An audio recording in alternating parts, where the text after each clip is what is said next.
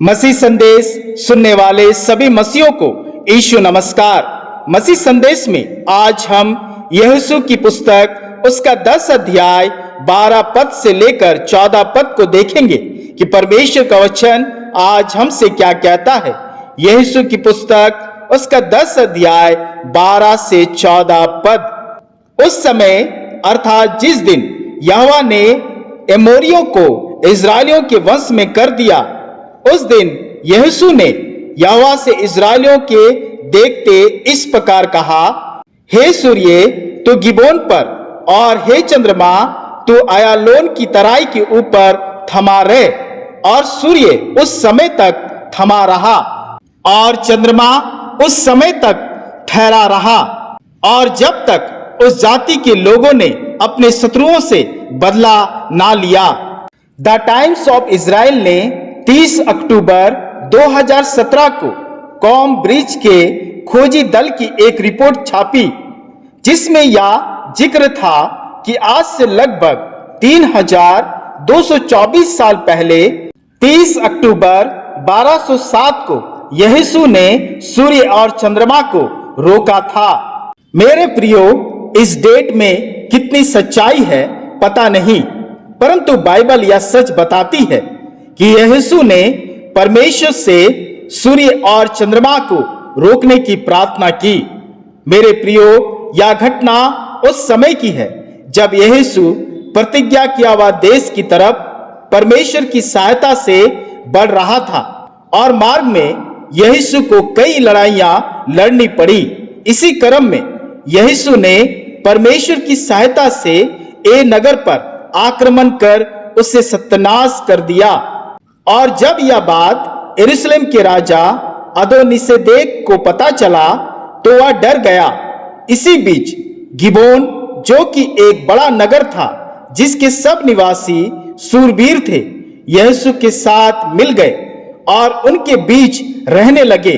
और जब यह बात यरूशलेम के राजा को पता चली तो वह और भी डर गया और अपनी सेना को और अधिक शक्तिशाली करने के लिए 5 नगरों के राजाओं को अपने साथ मिला लिया।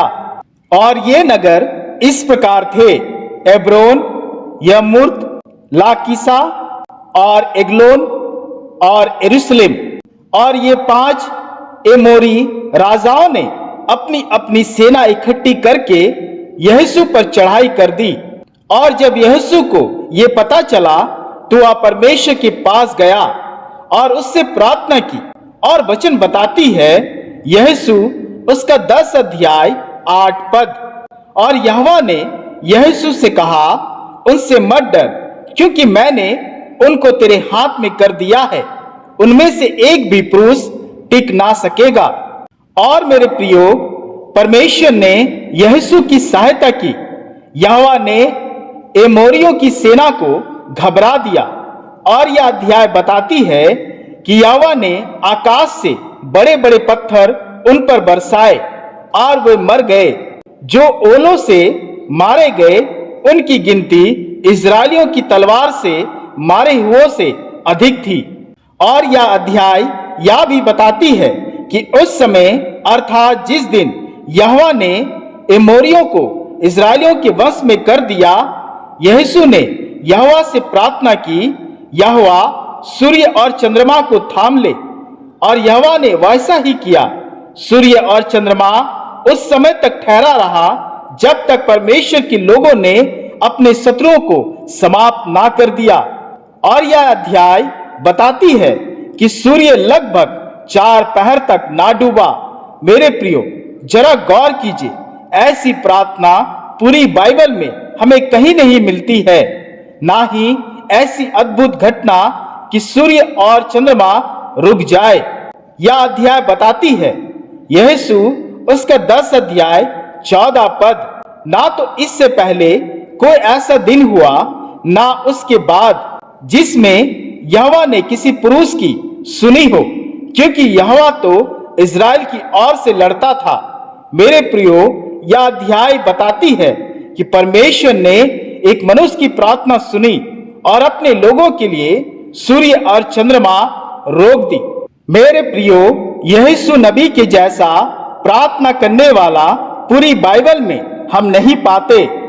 आज का वचन हमें यह बताती है कि हमारा परमेश्वर कितना बड़ा परमेश्वर है, जो आपके भलाई और कृपा के लिए सूर्य और चंद्रमा को रोक सकता है। वह हमारे लिए लड़ता है, हमारी ओर से लड़ता है। जब परमेश्वर हमारी ओर होता है तो राजाओं की संख्या कितनी भी अधिक क्यों ना हो, जीत हमारी ही ठहरती है। यहोवा आकाश से हमारी रक्षा करता है, जैसा इस अध्याय में यहोवा परमेश्वर ने आकाश से अपने लोगों के शत्रुओं पर ओले और पत्थर बरसाए और सूर्य और चंद्रमा को तब तक रोके रखा जब तक उसके लोग जीत नहीं गए। आज हमारी परीक्षाएं, समस्याएं कितनी भी बड़ी क्यों ना हो, हमेशा याद रखिए कि आपका परमेश्वर उससे भी बड़ा है। यिर्मयाह की पुस्तक उसका 32 अध्याय 17 पद।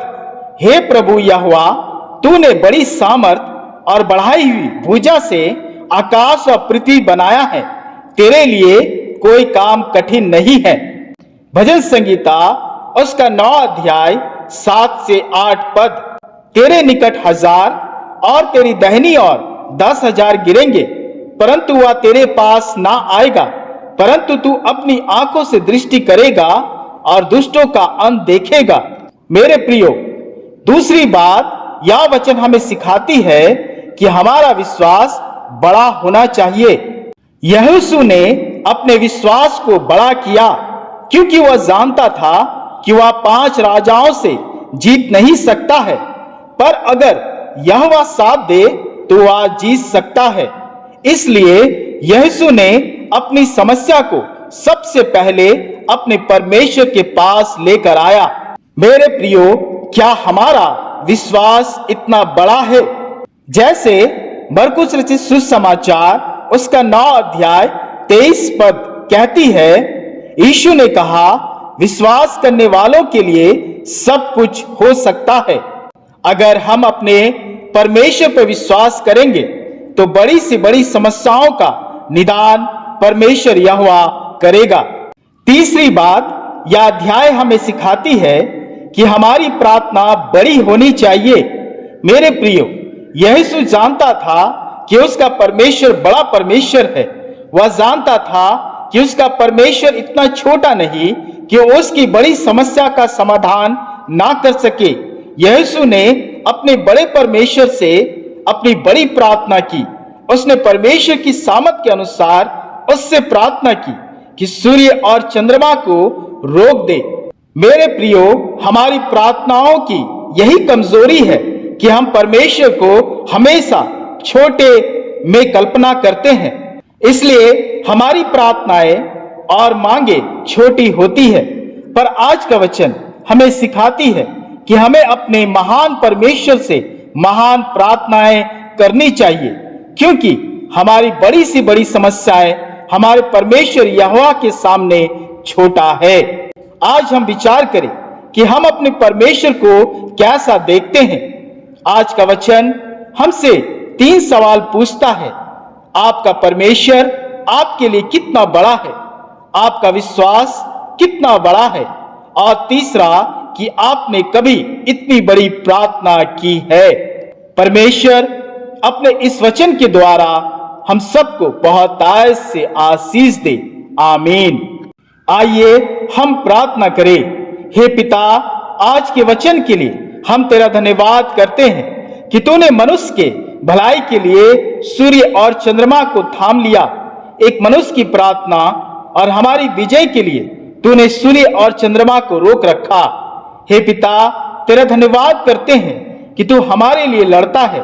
तू महान और प्रतापी परमेश्वर है। तू महान और बड़ा परमेश्वर है। हे पिता, इस घड़ी मैं अपने सभी मसीह परिवारों के लिए प्रार्थना करता हूं। उनके विश्वास को बढ़ाकर एक एक मसीह जीवन परिवार आज कैसी भी परिस्थिति समस्याओं में घिरे हुए हैं, हे पिता, तो उनके लिए लड़। हम यहोशू की तरह अपनी सारे बोझों समस्याओं को तेरे पास लेकर आते हैं, क्योंकि हम जानते हैं कि ये हमारे बस की नहीं, परंतु तेरे बस की है। हे पिता, तू ही हमारे जीवन की समस्याओं से हमें छुटकारा दे सकता है। हे पिता, हमें प्रार्थना करना सिखा। हमारी प्रार्थना उस परमेश्वर से है जो बड़ा परमेश्वर है। हमारी प्रार्थनाओं को महान बना ताकि हमारा छुटकारा और उद्धार हो सके। हे पिता, मसीह संदेश सुनने वाले अपने सभी मसीह जीवन को मैं तेरे हाथों में सौंपता हूं। इजरायलियों की तरह अपने लोगों की सुधि ले और जीवन के हर क्षेत्र में हमारा विजय ठहरा। हे पिता, हमारे दुखों और कष्टों पर ध्यान कर और अपनी सामर्थ प्रकट कर। हे पिता, हम पर दया कर और इस प्रार्थना को अपने प्रिय पुत्र यीशु मसीह के नाम से ग्रहण कर। आमीन, आमीन।